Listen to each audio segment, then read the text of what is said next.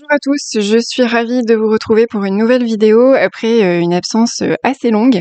Je souhaitais faire cette vidéo parce que mon portefeuille approche les 100 000 euros et donc c'est le bon moment pour faire un bilan à la moitié de l'année 2026. Des performances, des évolutions déjà depuis la dernière vidéo, des performances, des erreurs et les prochaines idées d'investissement. Et sur cette partie, ce sera plutôt l'objet d'une seconde vidéo. Là, on a déjà suffisamment à faire pour cette première-là, pour en fait une revue de mon portefeuille. Donc, je vous propose un point complet sur ce portefeuille. On va regarder ensemble où j'en suis, les positions qui ont le mieux performé, etc.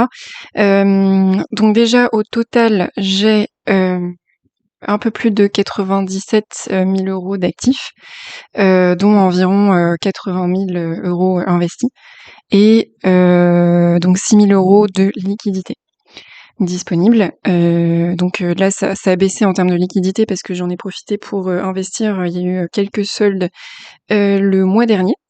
Donc j'ai ouvert de nouvelles positions. On va regarder tout ça ensemble. Donc en vue d'ensemble, là, mon portefeuille est structuré autour de 2 grands piliers, vous le savez, donc les actions et les ETF. Donc si on regarde d'abord les ETF, là, ça va être un peu plus simple. Là, ça représente une part quand même importante du patrimoine investi. Donc j'ai toujours ma même position qui reste invariée. Le MSCI World, la plus grosse position. Donc j'en détiens pour 16 700 euros avec une performance latente qui dépasse les 19% sur cette ligne aussi. Donc c'est vraiment la colonne vertébrale du portefeuille. J'ai également donc du Nasdaq, le Nasdaq 100, ma deuxième plus grosse position. Performance vraiment impressionnante. Là, on est sur du 46% de gain latent. Donc c'est le moteur de performance de mon portefeuille depuis plusieurs mois. Et c'est là qu'on voit que, en dépit de ce que peuvent en dire les OMA, les oiseaux de mauvais augure, l'exposition aux géants technologiques américains continue d'être quand même très rémunératrice. Donc ça implique de la volatilité, je vous cache pas qu'il y a un moment où il y avait eu un creux, et donc là vous serrez les fesses. Mais dans une logique long terme, je pense que c'est quelque chose qu'on doit totalement assumer. Ensuite le S&P 500, donc là c'est de la même façon une exposition américaine essentiellement, et performance environ plus 13,5%, et qui ne cesse de monter, on a encore dépassé les plus hauts historiques là tout récemment. Donc là c'est un profil qui est quand même plus équilibré que le Nasdaq, parce qu'on retrouve aussi des sociétés qui ne sont pas que américaines, mais qui profitent quand même largement de ce moteur économique des États-Unis. Celui-ci, donc je l'ai ouvert l'année dernière et c'est pas forcément une bonne idée. Je l'ai ouvert en une période où je m'en rendais pas compte à l'époque, mais finalement le prix était quand même assez élevé. Et là, comme vous le voyez, le cours a chuté et ne semble pas se relever. Là, le Bitcoin est vraiment bas.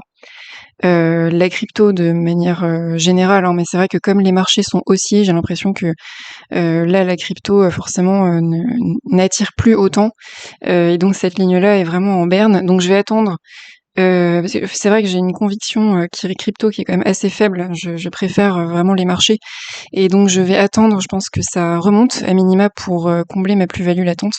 Je vais voir ensuite quelle est l'évolution, et puis je pense que je vendrai, à voir suivant l'évolution, mais à mon avis, si je peux déjà combler ma plus-value latente, je vendrai après parce que c'est trop volatile, trop fluctuant, et je pense que l'assise du Bitcoin, je suis pas vraiment convaincue. Celui-ci, c'est pareil, je le vendrai une fois que ma plus-value latente sera comblée, parce que c'est un ETF à dividendes, et donc moi, je souhaite vraiment rester sur des ETF à capitalisation, parce que sinon on se fait en France vraiment dézinguer sur les dividendes, puisqu'on est imposé à la flat tax à hauteur de 34%. Donc c'est pas vraiment rentable. Et celui-ci, c'est pareil, je le vendrai aussi. Grosso modo, je vendrai les 3 prochains pour simplifier mon bloc ETF, parce que là, c'est pareil, donc c'est sur un ETF en fait, qui pour moi est un peu similaire au S&P 500, mais avec un rendement moindre, et donc je vois pas forcément l'intérêt de le garder, et je pense que le montant serait vraiment mieux investi dans le bloc action. Voilà, donc Donc voilà pour ce bloc ETF. Et si on passe aux actions, donc là, ça a vraiment changé parce qu'il me semble que la dernière fois que je vous avais présenté mon portefeuille, il n'y avait que 2 lignes. J'avais peut-être ouvert Halliburton, je ne sais plus, mais je crois qu'il n'y avait que Microsoft et Fortinet. Donc là, j'ai quand même ouvert d'autres positions, j'ai profité des soldes, surtout Amazon, qui est largement... Enfin là, c'était vraiment une très bonne idée d'ouvrir au moment du palier à 200 $. J'ai ouvert donc Halliburton. Ça, c'est au moment où il y a eu euh, les États-Unis qui sont entrés au Venezuela pour faire en sorte que le dictateur communiste vénézuélien s'en aille, et sans doute aussi un peu pour le pétrole, soyons quand même prosaïques.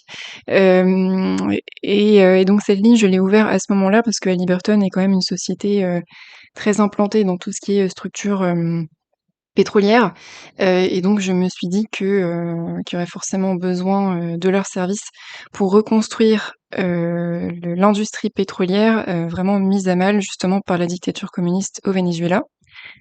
Euh, donc Mastercard que j'ai ouvert aussi, qui est un peu en berne, et ça je pense que c'est lié, alors je n'ai plus en tête le nom de l'acte qui devrait être signé ou qui a peut-être déjà été signé par Trump, il faut que je me renseigne, mais il y a des régulations, des réglementations à venir aux États-Unis sur le paiement par carte, et donc il me semble que c'est ça qui fait que pour l'instant c'est une position qui est un peu en berne, les actionnaires attendent de voir ce que ça va donner. J'ai ouvert Mercado. Alors Mercado, pour moi, c'est une autre belle découverte. Probablement l'une de mes plus fortes convictions en Amérique latine. C'est une entreprise qui combine e-commerce, paiement, fintech, logistique. C'est un peu le Amazon de l'Amérique latine. Et pour moi, elle reste vraiment loin d'avoir atteint son plein potentiel. Donc je suis rentrée à une valeur qui est quand même relativement élevée, encore que ça, c'est pas incohérent. Il y a eu des plus hauts, hein, donc voilà. Là, comme vous le voyez, elle a bien évolué. Donc je suis assez contente d'avoir pu ouvrir cette position-là, et éventuellement la renforcer si jamais je vois qu'il y a un creux. Microsoft qui a connu une descente aux enfers il y a pas si longtemps, et qui continue de connaître un peu une descente aux enfers, hein, parce que moi j'avais bien vu à un moment on avait dépassé les 500 $. Donc voilà, là moi j'ai pu en fait baisser mon prix de revient unitaire parce que j'ai acheté pendant que Microsoft était à autour des 400 $. Donc là vous voyez, quand je dis que c'est un peu en berne, c'est juste que voilà, ils sont loin des plus hauts qu'ils avaient atteints, mais finalement le marché est assez cyclique. Là le chouchou c'est Google, donc Alphabet, que vous voyez pas ici parce que je ne me résous pas à ouvrir la ligne Google au montant actuel, bien que je sais que c'est une valeur qui est destinée à rejoindre les niveaux de valorisation de Microsoft, hein, donc on serait pas incohérent de voir un Google un jour à 450 $, voire plus. Et donc je vais peut-être me mordre les doigts de pas l'ouvrir maintenant, donc je verrai. Ça fait partie des actions peut-être à venir. Mais en tous les cas, là, mon idée était plutôt de profiter des soldes. Donc d'abord du creux dans lequel j'ai trouvé Mercado, Halliburton aussi à l'époque, surtout Amazon, et Zoetis aussi, qui peut être un peu une pépite. Donc là, il y a vraiment un raz-de-marée vers l'intelligence artificielle qui explique qu'une société comme Zoetis, qui est spécialisée dans tout ce qui est médicaments vétérinaires en fait, hein, pour les animaux domestiques notamment, soit un peu mise de côté. Mais justement, je me suis dit, je perds rien à rentrer à ce prix unitaire, parce que pour moi, soit ils sont destinés à stagner pendant encore un petit moment, mais dans tous les cas, il y aura une hausse. Donc c'est la raison pour laquelle j'ai ouvert à ce moment-là. Et là, bon voilà, c'est très récent, hein, l'ouverture, c'était il y a 2 semaines. Donc ça explique aussi pourquoi la plus-value latente est très faible. Et je vous ai pas parlé de celle-ci, donc c'est celle que j'ai ouvert la plus récemment pour être dans la vague de l'IPO de SpaceX qui arrive le 12 juin. et si possible, me faire un petit billet. Alors je sais pas si ce sera une conviction de long terme, à voir si je vais la garder ou pas. Je pense que je vais un peu éplucher les conditions, autour de l'IPO SpaceX. Il y a beaucoup de monde qui en parle, on voit beaucoup de choses passer et donc j'ai besoin de me faire mon propre avis sur la question. Ce que je sais, c'est qu'il y a beaucoup d'entreprises, liées au spatial qui sont en train vraiment, de partir en flèche et donc voilà, je voulais profiter de cette vague-là. Avec notamment cette entreprise qui est vraiment solide, hein. J'avais vérifié les fondamentaux financiers avant d'investir et elle me semble vraiment très intéressante. Voilà, et d'ailleurs, ça fait partie aussi de mes pistes, mais ça je vous le montrerai dans la deuxième vidéo, de voilà, de vraiment détailler ce qui se passe autour de SpaceX. J'ai listé ici les IPO à suivre qui pouvaient être intéressants. Donc Cerebras, même si Cerebras pour moi c'est un peu compliqué parce que il y a des investisseurs qui sont à majorité Émirats Arabes Unis. Donc en fait on sait ce qui se passe et en même temps on n'est pas forcément destiné à tout savoir non plus. Je suis un peu sceptique sur ce point. Je me doute qu'il y aura pas mal de flou et donc ça me freine un peu. Mais ces trois-là, voilà, ça m'intéresse. SpaceX, Anthropic évidemment et OpenAI, dont les entrées en bourse sont, je crois, autour du mois d'octobre, si je dis pas de bêtises. Euh, Anthropic, ah non, Anthropic peut-être un peu avant, je ne sais plus. Mais en tout cas, c'est cette année. Donc voilà, c'est pour ça que j'ai ouvert cette position pour être un peu dans la vague de SpaceX. Donc là, vous voyez, on peut déjà commencer à voir qu'il y a quand même quelques dossiers un peu plus compliqués. Donc AST Space Mobile parce que bon voilà, c'est une ouverture très récente, c'est très fluctuant. C'est une valeur qui reste quand même assez spéculative, mais le potentiel est vraiment énorme. Et à chaque fois qu'il y a un tel potentiel, il y a aussi un niveau d'incertitude qu'il faut pouvoir assumer. Donc je conserve une position, comme vous voyez, qui reste quand même assez raisonnable et j'accepte la volatilité à minima jusqu'à et un peu après l'IPO SpaceX et ensuite je verrai ce que j'en ferai. Et après les deux autres dossiers qui sont compliqués, je vous l'ai dit, c'est le Bitcoin. C'est comme évoqué précédemment, ça reste ma principale moins-value au niveau du portefeuille. Mais là encore, c'est un horizon d'investissement qui se compte en années. Donc, je ne vends pas parce que je sais que je vais refaire à minima cette plus-value latente. Voilà. Et cet ETF, bien sûr, hein, que je compte bien vendre et que j'avais introduit principalement pour diversifier mes sources de rendement, mais c'était pas forcément pertinent au vu de la fiscalité en France. Voilà, donc ma stratégie pour les prochains mois, c'est relativement simple, hein. Je pense que les meilleurs portefeuilles sont les plus simples. Je continue de privilégier les ETF mondiaux, les leaders technologiques, les entreprises capables de maintenir une croissance rentable sur le long terme. Je vais simplifier mon portefeuille sur le volet ETF en vendant ces trois-là dès que l'occasion se présentera et en conservant ce bloc-là qui sont les essentiels, sans chercher donc à multiplier les lignes. Et je préfère finalement renforcer progressivement les meilleures entreprises que j'ai déjà dans mon portefeuille. Et parmi les positions que je surveille pour une entrée à venir, il y a forcément Google, forcément Nvidia, et le reste, c'est plutôt sur mon PEA. Mais je vous présenterai ça sur une prochaine vidéo. Parce que j'ai mis à jour ma watchlist, toute ma watchlist, avec des analyses vraiment fouillées, notamment sur les fondamentaux financiers. Et donc ça va me permettre voilà, de vous montrer dans une vidéo entièrement dédiée à cette watchlist comment je la construis, comment je classe les entreprises et lesquelles pourraient rejoindre mon portefeuille vraiment dans les prochains mois.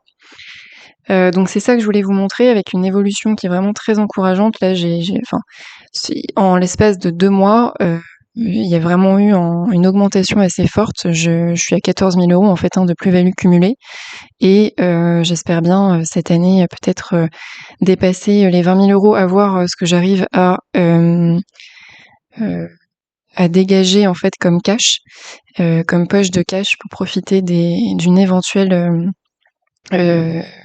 période de buy the dip, comme disent les Anglais, hein, donc acheter quand ça baisse. Globalement, je suis très satisfaite de cette évolution. Pour quelqu'un qui a ouvert donc son portefeuille En décembre 2024, janvier 2025, c'est vraiment pas mal, c'est le moins qu'on puisse dire. Là, il faut vraiment se rendre compte, hein, pour ceux qui sont un peu novices et qui arrivent sur mes vidéos, que cette plus-value cumulée, c'est de l'argent que je n'ai pas, qui ne vient pas de mon travail, en fait, que je n'ai pas mis dans mon portefeuille. C'est ce que les marchés ont gagné. Ce qui peut aussi baisser de l'équivalent, hein. Il se peut que demain, il y ait un crack et ça baisse, voire même que ça empiète sur mon montant. Il faut bien se rendre compte de ça. Mais sur le long terme, je suis persuadée d'être gagnante. Je suis persuadée que ici, si on se revoit dans 2 ans, on se reverra dans 2 ans, dans une prochaine vidéo.